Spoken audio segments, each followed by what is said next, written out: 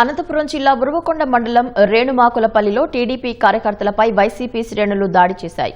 శుక్రవారం రాత్రి టీడీపీ వైసీపీకి చెందిన కార్యకర్తలు మధ్య వాగ్వాదం జరిగింది.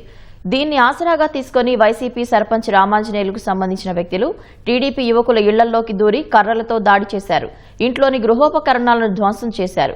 ఈ దాడిలో పలువురికి గాయాలయ్యాయి. క్షతగాతులను ఉరవకొండ ప్రభుత్వాసుపత్రికి తరలించి చికిత్స అందిస్తున్నారు.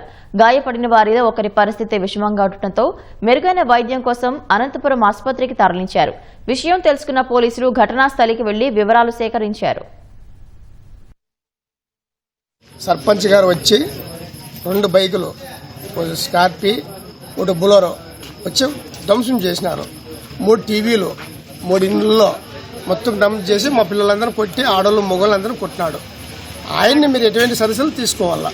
రామాంజనేయులు కొడుకులు ఇద్దరు, బసరాజు, మళ్ళీ వయసులింగనని రాజు, మళ్ళీ వచ్చేసి రాగట్లలో మొత్తం 30 మంది ఉన్నారు సార్. మొత్తం వచ్చి కొట్టినారు కొట్టినారు కింద బండి ఉంటే ఇంకా దిగే కన్నా కట్టెలతో కొడుతుంటే ఏం అడగలేదు.